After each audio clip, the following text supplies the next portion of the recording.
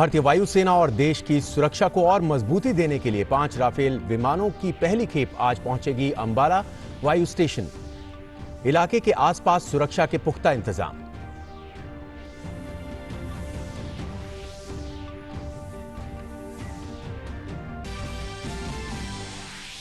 PM Narendra Modi आज बैंकों और एनबीएफसी के स्टेक होल्डर्स के साथ भविष्य के लिए योजना और रूपरेखा पर करेंगे विचार विमर्श। ऋण उत्पाद और वितरण के साथ ही वित्तीय सेक्टर के स्थायित्व और निरंतरता के तौर तरीकों पर करेंगे चर्चा।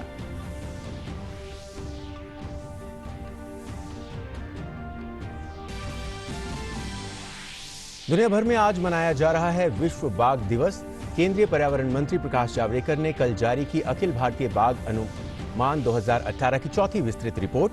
दुनिया के 70% बाघ भारत में, कहा बाघ संरक्षण के मामले में भारत अब नेतृत्व की भूमिका में। वन क्षेत्र में चारे और पानी की बढ़ोतरी के लिए पहली बार LIDAR सर्वेक्षण तकनीक का होगा इस्तेमाल।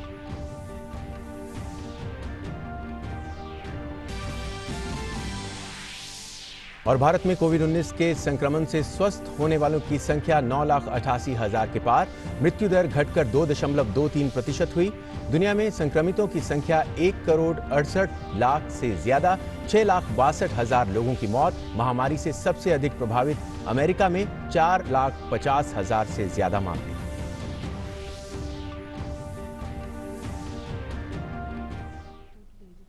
नमस्कार और अब देखते हैं समाचार विस्तार से। 5 राफेल विमानों का पहला जत्था आज अंबाला वायुसेना अड्डे पर पहुंचेगा। राफेल विमानों के अंबाला में आने पर सुरक्षा के पुख्ता इंतजाम किए गए हैं।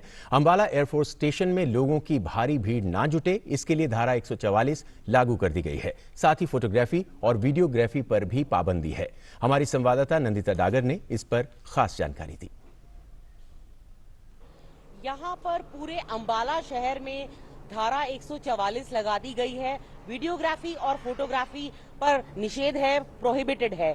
वो इसलिए क्योंकि न सिर्फ अंबाला बल्कि पूरा का पूरा हिंदुस्तान, पूरा भारत इंतजार कर रहा है पहले 5 रफाल्स का, जो फ्रांस से उड़े थे सोमवार को, और आज बुधवार को करीब 2 बजे के करीब दोपहर को वो अंबाला लैंड करेंगे। और इन रफाल्स को रिसीव करने के लिए यहाँ पर अनुमान है कि एयरफोर्स के चीफ, वायुसेना प्रमुख एयर चीफ मार्शल भदौरिया उनको रिसीव करेंगे।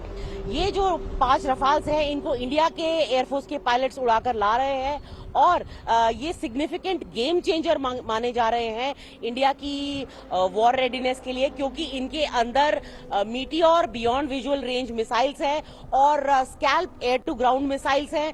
तीसरा, इनके अंदर हैमर प्रिसिशन गाइडेड किट्स है, जो कि बहुत ही ज्यादा पिन पॉइंट एक्यूरेसी से अपने टारगेट को हिट कर सकते हैं, बिल्कुल धूल में मिला सकते हैं। मीटियोर और स्कैल्प जैसी मिसाइल्स हमारे पड़ोसियों और एडवर्सरीज किसी के पास ऐसी इस क्लास की और इस रेंज की मिसाइल्स मौजूद नहीं है।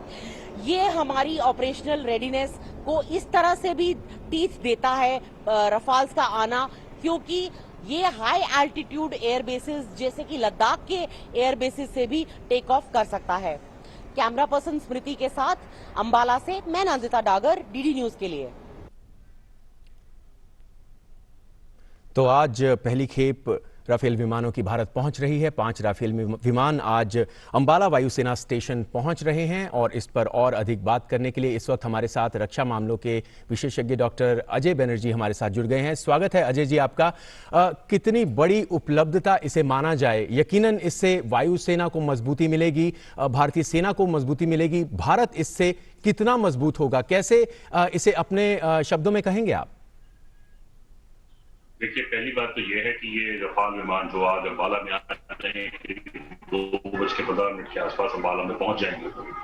वो विमान आने से भारत वायुसेना की जो शक्ति है, क्षमता है, उसमें कई गुना बढ़ोतरी होगी। उसमें कई ऐसी मिसाइलों से लैस है, जो मिसाइलें, जैसे मैं आपको 2-3 के नाम बता देता हूँ। स्काल्प एक मिसाइल है जो हवा से जमीन पे मारने के लिए होती है। एक मीटियोर मिसाइल है, वो करीब हवा से हवा टारगेट को मारने के लिए होती है। इससे जो हमारी सामरिक सोच है या सामरिक रीच है, जिसे कहते हैं स्ट्रेटेजिक रीच जिसे कहा जाता है अंग्रेजी में, वो बढ़ जाएगी। एक तो देखिए रफाल की जो उसकी ऑपरेशन का एरिया है वो बड़ा है, काफी बड़ा है। और रफाल जहां पर अंबाला में बेस्ड है, जो थोड़ा ज्योग्राफी देखेंगे तो अंबाला से चीन और पाकिस्तान बराबर दूरी पर है।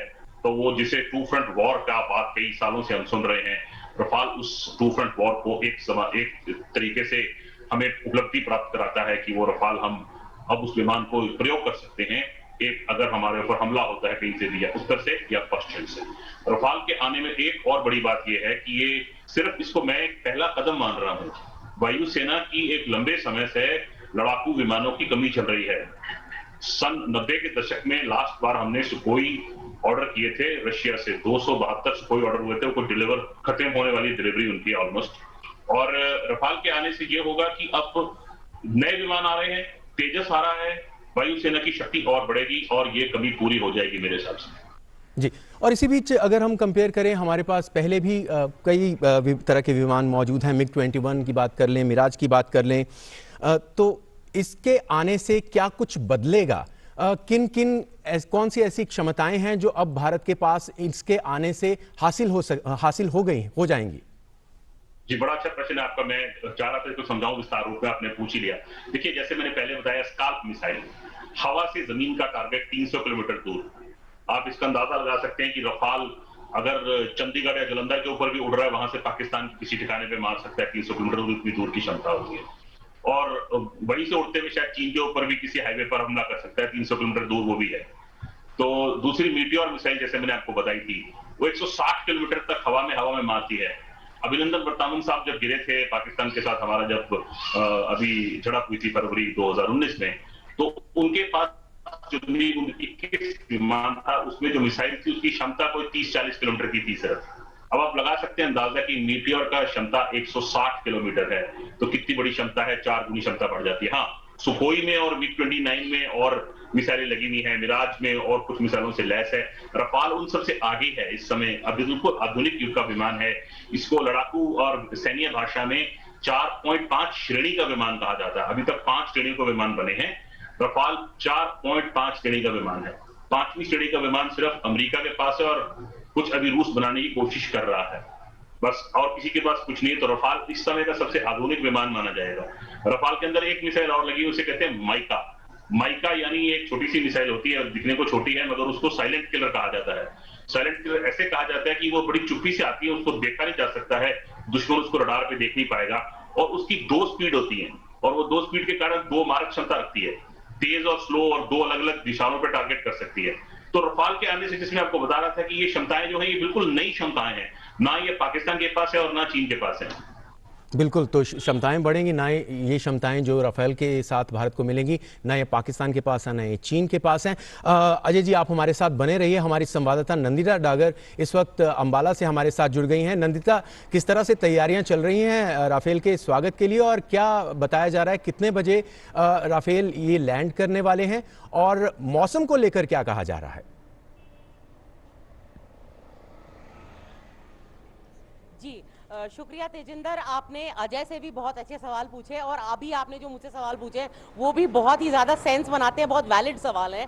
पहले तो ये बता दूं कि करीब 2 बजे का समय हमें दिया गया है कि रफाल पहले खेप जो है रफाल्स की वो अंबाला में टच डाउन कर जाएगी, और काफ़ी एंटिसिपेशन है, जैसे आपने अपने एंकर लिंक में भी हमारे दर्शकों को बताया, डीडी न्यूज़ के दर्शकों को बताया, काफ़ी एंटिसिपेशन सिर्फ यहाँ की नहीं, लोकल अंबाला के आसपास के लोग नहीं, बल्कि पूरा इंडिया और मीडिया के काफ़ी लोग यहाँ पर आना चाहते थे। लेकिन क्योंकि एयरफोर्स ने डिसाइड किया है कि अगस्त में एक बड़ा जलसा कर इनका वेलकम किया जाएगा, फॉर्मली इनको अनवेल किया जाएगा, तो वो सही। लेकिन यहाँ पर धारा 144 भी 4-5 गांवों में आसपास लग गई है। फोटोग्राफी वीडियोग्राफी बिल्कुल ही प्रोहिबिटेड है, या जिसे हिंदी में कहते हैं निषेध है। तो उसके बाद हम यहाँ पर आपको लगातार अपडेट्स भी दे रहे हैं। अंबाला के हमें ये पता चला है तेजिंदर कि यहाँ पे इनको वाटर कैनन सैल्यूट दिया जाएगा। इसका क्या मतलब होता है? इसका मतलब होता है कि 2 पानी के बाउजर जो पानी के भरे हुए टैंक्स के ट्रक्स हैं वो दोनों तरफ इन रफाल्स के, पांचों रफाल सुपरसोनिक फाइटर जेट्स के दोनों तरफ पार्क हो जाएंगे और उनके ऊपर पानी की वर्षा करेंगे, अपने एक फुहार जो होती है पानी की वो करेंगे। और एयरफोर्स का जो ये है, ये बहुत पुराना ट्रेडिशन है, वहीं से चला आ रहा है। हमें ये भी खबर मिली है कि air chief marshal R.K. Bhadauria यहाँ पर मौजूद होंगे इन रफाल्स को रिसीव करने के लिए। और क्यों ना हो तेजी, क्योंकि एयर चीफ मार्शल भदौरिया जब एयर मार्शल थे 2016 में, वो लीड नेगोशिएटर थे फ्रेंच टीम के साथ, जब वो इस कॉन्ट्रैक्ट में प्राइस नेगोशिएशंस और बाकी सारे सेल को नेगोशिएट के वो लीड कर रहे थे। तो इनफैक्ट एक बहुत अच्छा छोटा सा नगेट भी आपको बताती हूँ इन्फॉर्मेशन का। इनमें से कुछ विमान जो है, जो ट्विन सीटर हैं, जैसे कि आप जानते हैं 36 का सौदा हुआ था और 36 में से 6 ट्विन सीटर यानी कि ट्रेनर है, और आज जो 5 आने वाले हैं उनमें से 3 सिंगल सीटर विमान है और 2 उन 2 ट्विन सीटर्स के जो टेल नंबर्स हैं उन पर RB लिखा हुआ है, यानी कि राकेश भदौरिया को एक तरह से हैट ऑफ करने वाली बात हो रही है कि एक तरह से एयरफोर्स अपनी तरफ से सैल्यूट दे रही है उनको, जो उन्होंने रोल प्ले किया है इसके अंदर। जी नंदिता, आप बने रहिए हमारे साथ, हम आपसे भी बात करते रहेंगे। हमारे साथ अजय बैनर्जी भी बने हुए हैं। अजय जी, जिस तरह से नंदिता ने कहा कि 2 ऐसे विमान आ रहे हैं जिसमें दो जो ट्विन सीटर्स हैं, यानी कि ट्रेनिंग के लिए इस्तेमाल होंगे। अगर ट्रेनिंग की बात की जाए तो ऐसी खबरें आ रही थी कि 12 पायलट्स को ट्रेन किया गया है इन विमानों के लिए। अगर भारतीय पायलट्स की बात कर लें तो भारतीय पायलट्स के पास किसी भी तरह के विमान हो, उन्होंने समय समय पर दिखाया है कि वो महारत हासिल है, उन्हें किसी भी तरह की परिस्थिति में उनको चलाने की और उसका बेहतरीन इस्तेमाल करने की बहुत शानदार स्किल्स उनके पास हासिल हैं। आज जब ऐसे पायलट्स जिनके पास स्किल्स शानदार हैं, उनके पास इस तरह की मशीन आ जाएगी रफाल जैसी, तो यकीनन दुश्मनों के हौसले पस्त हो जाएंगे इससे। जी, पहले तो मैं आपके दर्शकों को ये बता दूं कि जो हमारे लड़ाकू विमान यानी फाइटर जेट होते हैं, उनके पायलट का चयन कैसे होता है या उनको चुना कैसे जाता है। एक पायलट एप्टीट्यूड बैटरी टेस्ट होता है, आप उससे पास आउट कर गए, उसके बाद आपका फाइटर एप्टीट्यूड टेस्ट होगा। अगर आप उसमें पूरी क्षमता आपकी पूरी होती है तभी आपको सेलेक्ट किया जाता है। एक साल में कोई 100 या 75 लोग ही उसमें सेलेक्ट किए जाते हैं मुश्किल से, सारे इंडिया से। और उसमें एक जिसे कहते हैं जाबाजी, आपकी नॉलेज ऑफ फिजिक्स, ये सब चीजें जरूरी हैं। तो जैसे आपने बताया उनको महारत हासिल है। ट्रेनिंग, पायलट्स की ट्रेनिंग करना एक बड़ा जटिल प्रक्रिया है। अब देखिए, इतना महंगा लड़ाकू विमान है, तकरीबन 1400-1500 करोड़ रुपए का, उसको एक शख्स उड़ा रहा है। उसको दिन में, रात में, बरसात में और हर समय पे उसको तैयार रहना है और उसको ये पता होना चाहिए मैंने कहाँ उड़ना है। और ये आज के जो लड़ाकू विमान है, इनको फ्लाई बाय वायर कहा जाता है और सामने आपके हेड अप डिस्प्ले लगा होता है। हेड अप डिस्प्ले एक स्क्रीन होती है, जैसे हम आप स्क्रीन के सामने बैठे हैं, उस स्क्रीन के सामने सारा आपके साथ डेटा आ रहा होता है कि कौन सी चीज कितनी दूर है। स्क्रीन एक आपको विजुअल इमेज दे रही होती है, आपने उसको रीड करना है। आपके पास तो क्षमता होनी चाहिए। और मान लीजिए इस समय लड़ाकू विमान आप लीजिए 700-800 किलोमीटर प्रति घंटा की स्पीड पे उड़ रहा है, और जंग के जमाने में या जंग के टाइम पे ये करीब 1500 या 1600 किलोमीटर प्रति घंटे की स्पीड पे उड़ेगा। तो आपकी जो डिसीजन मेकिंग एबिलिटी है, यानी कि निर्णय लेने की क्षमता जो है, वो स्प्लिट सेकंड की होनी चाहिए। इतनी क्षमता पायलट के अंदर होनी चाहिए।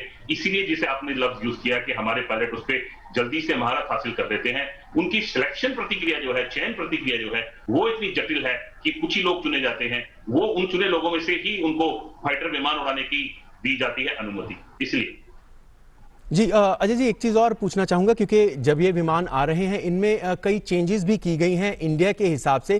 कितनी अहम वो चेंजेस हैं? क्योंकि अगर हम भारत में देखें तो पहाड़ भी हैं, यहाँ पर डेजर्ट एरिया भी है और हो सकता है कि समंदर के ऊपर भी इन विमानों को उड़ान भरनी पड़े। तो कितनी अहम ये चेंजेस जो कस्टमाइजेशंस की गई हैं वो हैं इन विमानों में? देखिए, ये कस्टमाइजेशन मैं बिना नाम लिए बता देता हूं आपको कि ये ऐसी कस्टमाइजेशन है कि इसमें आप किसी भी तरह की मिसाइल लगा सकते हैं। हवा से जमीन पे मारने वाली, हवा से हवा में मारने वाली, बंकर बस्टिंग मिसाइल, यानी जिसे कहते हैं अगर दुश्मन ने कोई कंक्रीट का जगह बना रखी है, अंडरग्राउंड बंकर है, उसको बस्ट कैसे करना है, अलग किस्म की मिसाइल होती है। उसकी मारक क्षमता कुछ और होती है, उसकी जो चलाने की प्रक्रिया, उसको फायर करने की प्रक्रिया फर्क होती है। तो ये सब चीजें अलग अलग तरीके से उसमें लाई गई हैं। कुछ नए सेंसर हैं जिनका नाम लेना उचित नहीं है, जो कि आप दुश्मन की प्रणाली आपको तो बताते हैं, दुश्मन की लोकेशन बताते हैं। वो प्रणालियां बात करना अहम नहीं होगा, इस समय जरूरी नहीं होगा टीवी पर। जी बिल्कुल, सामरिक दृष्टि से जो भी अहम चीज़ें हैं, जितनी भी अहम चीज़ें बताई जाने वाली हैं, यकीनन वही अहम तरीके से बता रहे हैं हम। और हमारी संवाददाता नंदिता डागर हमारे साथ बनी हुई हैं। नंदिता, जिस तरीके से एयरफोर्स मजबूत हो रही है, हमारी वायुसेना मजबूत हो रही है, हमारी पूरी सेनाएं मजबूत हो रही हैं, जो सरहदों पर हमारे जवान खड़े हैं, क्योंकि आप एक्सटेंसिवली कवर करते हुए इनको, आप समझ सकते हैं उनकी मनोस्थिति इस समय क्या होगी जो इतनी मजबूत एक ताकत भारत को मिल रही है। जी तेजी, बिल्कुल मुंह की बात छीन ली आपने। देखिए कितना बड़ा, इसको एक वर्ड यूज किया था हमारे farmer air force chief air chief marshal Dhanoa ने, जो कि जब एयर चीफ मार्शल भदौरिया, जो अब के हमारे वर्तमान एयरफोर्स चीफ हैं, उन्होंने भी यूज किया। और हमारे रक्षा मंत्री भी, प्रधानमंत्री भी इस बात को बोलते आए हैं कि रफाल एक कोट अनकोट गेम चेंजर है। और कैसे गेम चेंजर है ये? क्योंकि ऐसा विमान, ऐसी कैपेबिलिटीज हमारे पड़ोसी तो छोड़िए, पूरे एशिया में किसी के पास नहीं है। हमारे एडवर्सरीज के पास वो मिसाइल्स, उस क्लास की मिसाइल्स नहीं है जो मीटियोर, जो बियॉन्ड विजुअल रेंज मिसाइल है, या स्कैल्प क्रूज मिसाइल है, जो जिसके बारे में अजय आपको बता रहे थे, एयर टू ग्राउंड मिसाइल। उस तरह की मिसाइल्स यहाँ नहीं है। और आपने अजय से भी पूछा था कस्टमाइजेशंस के बारे में, यानी कि अगर अब मैं इसको ऐसे भाषा में समझाऊं जो आम लोगों की भाषा में समझ पाए या मेरे जैसे लोग समझ पाएंगे, वो ऐसे है कि आप एक दुकान में जाते हैं, आपने एक अपने लिए ड्रेस सिलेक्ट कर ली है, लेकिन वो ड्रेस आप अपने मुताबिक ऑल्टर कराना चाहते हैं, तो वो कस्टमाइजेशंस इंडिया ने इस डील के अंदर ऑलरेडी फैक्टर इन कर रखी थी, जिसमें training, maintenance, spare parts, weapon system, sensor सब मौजूद थे। और एक बड़ी कैपेबिलिटी जो अभी हमारे टेंशंस हो रही हैं चाइना के साथ, तिब्बत और अक्साई चीन के बॉर्डर पर, हमारे लद्दाख में LAC पर, तो वहां पर भी लद्दाख, ये वो विमान है तेजी, रफाल वो विमान है जो लद्दाख के हाई एल्टीट्यूड एयर बेसिस से भी टेक ऑफ हो सकता है। यानी कि 16,000 फीट से लेके 18 से 20,000 फीट तक का जो एल्टीट्यूड है, यानी ऊंचाई है, अबव सी लेवल जिसे हम कहते हैं, वो वहां से टेक ऑफ हो सकता है। तो ऑब्वियसली हमारे लिए, हमारे फौज के ऊपर एक एज है, और ये एक बहुत बड़ा मोरल बूस्टर तो है ही, एक तरह से फायर जो है हमारी ट्रूप्स में भर देता है। जी बिल्कुल, तो हाई ऑल्टीट्यूड से भी ये टेक ऑफ कर सकता है, ये अहम बात है। अजय भी हमारे साथ हैं। अजय जी, अगर इस एयरक्राफ्ट की बात कर ली जाए तो बहुत अहम हो जाता है कि किसी भी एयरक्राफ्ट की बात करते हैं हम, ये आपने पहले भी कहा कि उच्च श्रेणी का है और दुनिया में बहुत कम ऐसे देश हैं जिनके पास इस लेवल का एयरक्राफ्ट है। तो बेहद अहम हो जाता है कि स्पीड की बात की जाए, या फिर ये बात की जाए कि दुश्मन के रडार पर कितना आसानी से या कितना मुश्किल ये आ सकता है, या फिर क्या इसमें भी किसी तरह का रडार सिस्टम है जितना सामरिक दृष्टि से बताया जा सके? जी बिल्कुल, इसके अंदर सबसे आधुनिक रडार लगा हुआ है, जो बता देगा आपको, पायलट को बता देगा कि सामने दुश्मन की कौन सी रडार सामने है, कौन सी उनकी मिसाइल दागने की क्षमता सामने है, और कौन सी मिसाइल रफाल की तरफ आ रही है। ये सब कुछ पायलट को रडार बता देगा, उसके अंदर लगा हुआ रडार। और वो रडार उसको ये भी बता देगा कि कौन से दुश्मन के टारगेट जो हैं वहां पर वो मार सकते हैं। ये सब कुछ रडार पे फीड होगा, एक ऑटोमेटिक फीडिंग हो, जैसे हम कंप्यूटर ऑन करते हैं, कंप्यूटर में प्रोग्राम्स लोड होते हैं, विंडोज लोड होता है, स्काइप लोड होता है, जूम लोड होता है, ऐसे ही वो प्रोग्राम्स लोड होते हैं रडार के अंदर, वो बता देते हैं कि कौन सी चीज क्या करनी है। दूसरी चीज जो है कि हमारे जो इस टाइम रडार प्रणाली है बहुत अच्छी है, हमारी स्वयं की रडार प्रणाली भारत इलेक्ट्रॉनिक्स जो है बहुत आगे है, और हमने ऐसे रडार लगाए हुए हैं, कुछ रडार इंपोर्ट किए हुए हैं जो कि अटैच्ड हैं, वो जमीन से रफाल के पायलट को लाइव इमेज, लाइव फीड दे सकते हैं कि कौन सी चीज कहां पर है। वो जमाना जब 71 की जंग लास्ट लड़ी गई थी या 99 में कारगिल की युद्ध हुआ था, तो हम तब सारी दुनिया विजुअल हुआ करती थी। अब से तब से अब तक जमाना बदल चुका है। रफाल ये चीजें लाता है कि जिसे कहते हैं कि जैसे एक कंप्यूटर अपग्रेड होता है या स्मार्टफोन अपग्रेड होते हैं, 10 साल पहले कैसे स्मार्टफोन आते थे, आज कैसे आते हैं, वैसे ही विमान भी अपग्रेड हुए हैं। जैसे मैंने आपको प्रोग्राम के शुरू में बताया कि कुल 5 श्रेणियों के लड़ाकू विमान हुए हैं आज तक, रफाल 4.5 श्रेणी का विमान माना जाता है। 5 श्रेणी के सिर्फ 2 किस्म के विमान हैं, वो भी अमेरिका के पास हैं, और एक रूस कुछ बनाने की कोशिश कर रहा है। तो आप मान लीजिए रफाल जिसे कहते हैं टॉप पे है बिल्कुल इस समय, रफाल है या बोइंग F-18 है या यूरोफाइटर है, ये कुछ ऐसे विमान हैं जो टॉप पर हैं, लॉकहीड मार्टिन के हैं कुछ विमान, रफाल उनकी श्रेणी में बिल्कुल सबसे ऊपर। सबसे बड़ी बात क्या है, फ्रांस से हमारे बहुत सामरिक रिश्ते हैं पिछले 70 साल से। रफाल फ्रांस की कंपनी दासो एविएशन ने बनाया है और वो कंपनी और उसके साथ एक यूरोपीय कंपनी है MBDA जिसने मिसाइल सप्लाई करी है। ये जो मिसाइलों की मारक क्षमता है, ये एक लड़ाकू विमान में आज की तारीख में सबसे अहम मारक क्षमता है। मिसाइलों की क्षमता जो है, मेरा ये मानना है।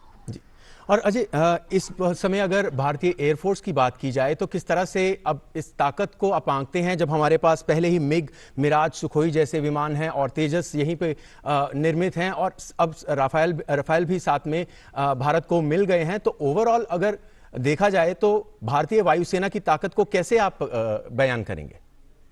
जी, ये लंबे सफर का पहला कदम है। सफर रुका हुआ था काफी साल से। सुखोई आने के बाद से एक पिछले 10 साल पहले प्रक्रिया शुरू हुई थी कि हमने एक नए लड़ाकू विमान लेने हैं। उस जमाने में कई 6 लड़ाकू विमानों ने एक कंपटीशन में पार्ट लिया, उसमें भी रफाल चुना गया था। वो टेंडर कैंसिल हुआ और जैसे आपको पता है मोदी जी फ्रांस गए 2015 में और वहां पर रफाल 36 लड़ाकू विमान रफाल लेने का फैसला लिया गया। अब वो रफाल लेने के बाद ये पहला कदम है। अब अगला कदम ये होगा, मैं आपके दर्शकों को बता दूं कि शायद मेरा ये मानना है कि इसके बाद शायद हम लड़ाकू विमान इंपोर्ट करने की हमको जरूरत नहीं पड़ेगी। DRDO और हिंदुस्तान एरोनॉटिक्स लिमिटेड कुछ ऐसा कर रहे हैं कि जो नए किस्म के लड़ाकू विमान आ रहे हैं, तेजस के जो सेकंड पार्ट आ रहा है या सेकंड वर्जन आ रहा है, जिसे हम कहते हैं मीडियम वेट फाइटर या जिसे एमका कहा जा रहा है, एडवांस मीडियम कॉम्बैट एयरक्राफ्ट, वो सब ऐसे होंगे कि आप दुनिया में एक जिसे कहते हैं आपका मुकाम हासिल हो जाएगा कि जी हाँ, हिंदुस्तान भी ऐसे लड़ाकू विमान बना सकता है। रफाल का आना पहला छोटा कदम है। 5 आए हैं, 36 आने हैं, कुछ सुखोई और आने हैं, कुछ MiG-29 और आने हैं, करीब 21 MiG-29 आने हैं और 12 सुखोई और आने हैं और 83 तेजस और आने हैं। तो ये पहला कदम है डगर पर। मैं ये ऐसे मान के चल रहा हूँ। लंबा सफर था, जहां रुका हुआ था, सफर शुरू हो चुका है। अब सफर को तेजी से आगे बढ़ाना है और आने वाले 8 या 10 साल के अंदर हमें दुनिया की, विश्व की सबसे अहम शक्ति बनने के लिए रास्ते में लड़ाकू विमानों का अपने आप उत्पाद करना सबसे अहम चीज होगी। बिल्कुल, एक अहम और पहला कदम अजय बता रहे हैं। हमारे साथ नंदिता भी जुड़ी हुई हैं। नंदिता, एक समय होता था जब फाइटर विमान की जब बात होती थी, वर्ल्ड वॉर 2 की बात कर लें तो डॉग फाइट्स का जिक्र होता था, काफ़ी लंबे समय तक उन डॉग फाइट्स का जिक्र होता था। लेकिन अब समय बदल गया है, टेक्नोलॉजी नई आ गई है। ऐसे में राफेल का भारत को मिलना कितना अहम?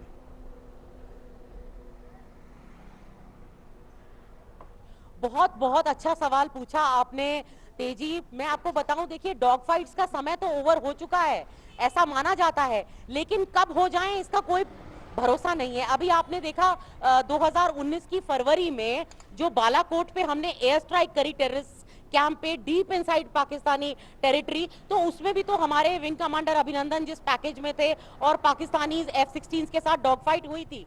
तो लेकिन रफाल में क्या है, बियॉन्ड विजुअल रेंज वेपन्स हैं, यानी कि आपको LOC या इंटरनेशनल बाउंड्री पार ही नहीं करनी है, आपको दुश्मन के रेडार्स का सामना ही नहीं करना पड़ेगा। आप अपनी टेरिटरी में होते हुए 160 किलोमीटर तक की मीटियोर मिसाइल्स जो हैं, और वो बड़ी ही घातक मिसाइल्स हैं जिनको बोले लिथैलिटी उनकी बहुत है, वो मिसाइल्स दुश्मन को मार गिरा सकती हैं। तो हमारे पास अब ये कैपेबिलिटी आ गई है। और एक जैसे आप बात कर रहे थे, तो एक ये सोचिए दुश्मन के ऊपर साइकोलॉजिकल डेटरेंस कितनी होती है।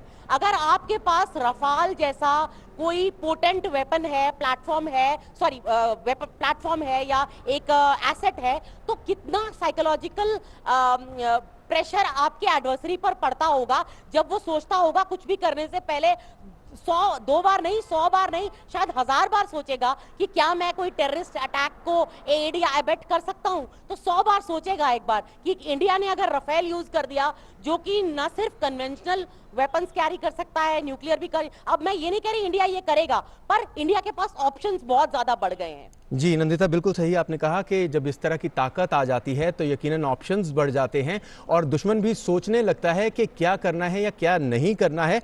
अजय बैनर्जी हमारे साथ जुड़े हुए हैं। अजय, इसी से संबंधित पूछना चाहूँगा कि जब ऐसी ताकत आपके पास आ जाती है राफेल जैसी, तो जब डिप्लोमेटिक बातें होती हैं तो अलग तरह का प्रेशर होता है सामने वाले पे। ये भी उनको ध्यान में होता है कि ये देश बहुत ज़्यादा ताकतवर है और अब इसके पास और ज़्यादा ताकत आ गई है। देखिए, मैं हमेशा उदाहरण देता हूं, अभी आपके दर्शकों को फिर से दे देता हूं। जो ताकतवर होता है वही शांति की बात करता है। दूसरे विश्व युद्ध के बाद जो एक्सिस एलाइड पावर्स ने युद्ध जीता था, अमेरिका, इंग्लैंड, फ्रांस, रूस, उन्होंने मिल बैठ के एक यूएन बनाई, यूनाइटेड नेशंस बनाई और यूएन सिक्योरिटी काउंसिल बनाई। उस सिक्योरिटी काउंसिल में जिसको उन्होंने हराया, Germany, Italy, Japan, imperial Japan राजा के अंडर था जापान तब, वो उस यूएन सिक्योरिटी काउंसिल में आज तक नहीं है। तो जो ताकतवर युद्ध जीतता है वही शांति की बात करता है। जिसके पास ताकत होती है, ये उदाहरण मैंने इसलिए दिया, आपके पास अगर ताकत होगी तभी आपकी शांति की आवाज सुनी जाएगी, ये मेरा मानना है। जी बिल्कुल, बहुत अहम। और बहुत बहुत शुक्रिया अजय बैनर्जी इस प्रोग्राम में हमारे साथ जुड़ने के लिए, राफेल से संबंधित इस जानकारी को हमारे साथ शेयर करने के लिए। नंदिता, आपका भी बहुत बहुत शुक्रिया अंबाला से हमारे साथ जुड़ने के लिए और साथ ताज़ा अपडेट्स वहां से देने के लिए। तो बहुत अहम आज का ये दिन, आज भारत के पास 5 राफेल अंबाला में लैंड करने वाले हैं। यकीनन आज ताकत बढ़ेगी, वायुसेना की ताकत बढ़ेगी, हमारी पूरी सेनाओं की ताकत बढ़ेगी, पूरे देश की ताकत बढ़ेगी और हर कोई नजरें बिछाए इंतजार कर रहा है कि कब ये प्लेन्स वहां पर लैंड करेंगे और इनका स्वागत किया जाएगा। और इसी के साथ हमारे इस खास कार्यक्रम में फिलहाल इतना ही। दीजिए इजाजत, नमस्कार।